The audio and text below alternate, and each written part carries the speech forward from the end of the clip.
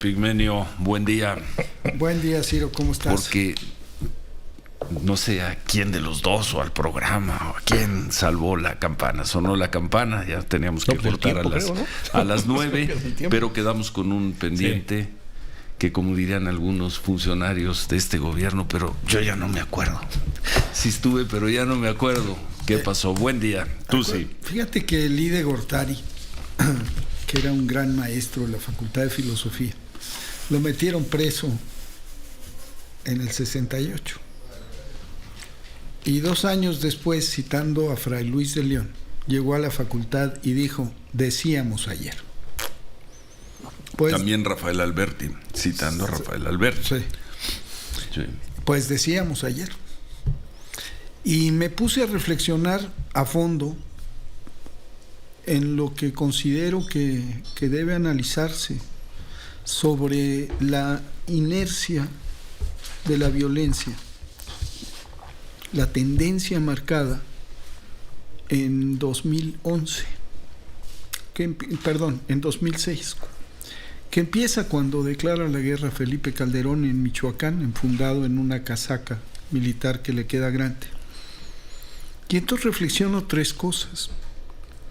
Desde el punto de vista estrictamente militar, técnico, declarar una guerra contra un enemigo que tiene una profunda base, una gran base social, que tiene asegurado el aprovisionamiento logístico y financiero, que tiene una gran capacidad de reposición de bajas, eso debido a la política neoliberal y al abandono de vastos territorios, y en ellos a miles, centenares de miles, quizá millones de jóvenes, y que tiene además un mercado al cual suplir inmediato, en un país que produce poca cocaína, produce mucha marihuana, no produce precursores, pero al que llegan las armas y al que llegan los dólares, y que, como se dice en la ley del comercio, es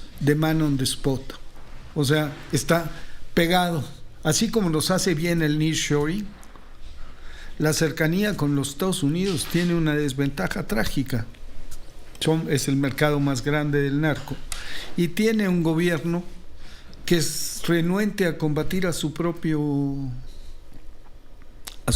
crimen organizado, que tiende a culpar a los otros y a organizar guerras foráneas, mientras se queda convenientemente de brazos cruzados en el interior. Entonces llega Felipe Calderón y, ante este panorama que demandaba una fórmula distinta, porque militarmente, insisto, si no tomas medidas para afectar la capacidad logística del enemigo, si no trabajas para quitarle su base social, si no impides, si no cortas su capacidad de reposición de bajas, estás destinado a perder la guerra. Llega Felipe Calderón, que necesitaba aferrarse a esa presidencia que sostengo, y te traje este libro de Héctor Díaz Polanco, que lo conozco, que sostengo se había robado, y para mantenerse en el poder necesitaba una causa, una bandera en la cual envolverse, y una potencia extranjera que lo avalara. Si Washington pensara que la guerra es una solución para acabar con el problema de la droga, ya lo hubiera desatado en su territorio. Tiene un ejército muy pronto para ese tipo de cosas. Ha impuesto 2 guerras, o 3. Una en Colombia y otra acá. Ninguna ha sido victoriosa. Las 2 han tenido costos altísimos para los países donde se han desarrollado. Pero ambas guerras tienen una ventaja importantísima para los Estados Unidos, más en México. Una guerra en México que el propio secretario de Defensa, Galván de Calderón, reconoció que iba a ser larga, que duraría al menos 10 años, ponía a México en una situación de vulnerabilidad extrema y permitía una intervención profunda y prolongada por parte de los Estados Unidos. En una circunstancia donde la debilidad institucional y la parálisis social le permitían operar en el país con mucha libertad y hacerse de los bienes de la nación.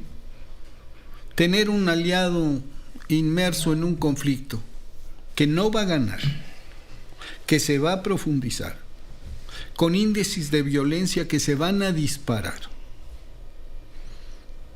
que está sumido en un proceso de descomposición institucional, de paralización social y de degradación moral, es altamente conveniente para un país como los Estados Unidos, que se aprovechó de eso todo el siglo XIX y se aprovechó también de los conflictos armados del conflicto armado a principios del siglo XX.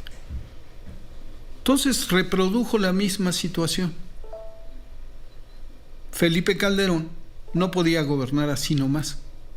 Necesitaba esta bandera en la cual envolverse, esta causa, y necesitaba que Washington lo refrendara. Y pasó una cosa que tenía que pasar. La violencia se disparó, y esa era la gráfica que pedía que se mostrara la vez pasada. ¿La quieres ver? Sí, en un 192%. A ver, la tenemos para que ahí está. En un 192%. Ahí la tenemos. 192%. De 74 enfrentamientos se pasó a 1000 y pico de enfrentamientos. De 20 organizaciones que estaban, como dice el CIDE, en un estudio, en un proceso de fragmentación y cooperación, se pasó a casi 200. Y en ese periodo entraron miles de armas al país, porque los Estados Unidos además hizo como un triple negocio. Un negocio político-diplomático, porque tenía un aliado, a un vecino débil, vulnerable e intervenido de manera permanente. Ese era el negocio político. Un negocio económico brutal, porque le vendió armas a las dos partes. Ya quitamos para verte a ti. Sí, bueno, sí. Si quieres referir un dato, regresamos. Le vendió armas a las dos partes, y hay un dato que es aterrorizador. Solamente de 2016 a 2021, la Agencia de Armas de los Estados Unidos, de tabaco, alcohol y armas y explosivos, rastreó en México 146,000 armas de fuego. No tiene las cifras del 2000, del 2006 al 2016. ¿Cuántas armas entraron entonces? Sin ningún valladar. Solamente en este gobierno se han decomisado 36,000 armas de guerra, 17 millones de cartuchos. ¿Cuántas armas más hay en manos de los criminales? ¿Cuántas armas más están entrando hoy por la frontera norte? Una frontera porosa. Y aún así ve el episodio de Nuevo Laredo, ¿no? Nuevo Laredo, ayer nosotros presentábamos la cifra, es la zona, es el lugar donde más ataques ha recibido. ¿Qué dato dábamos el ayer? Ejército, cerca de 400 ataques del diciembre del 18 a la fecha, y donde mayor cantidad de muertos ataques, militares. es decir, hay una acción organizada en contra del ejército. Sí. Se da un episodio como el del fin de semana, faltan por aclarar algunas cosas, donde al parecer hubo exceso en el uso de fuerza por parte del ejército. Me parece que hubo un comportamiento al menos impropio.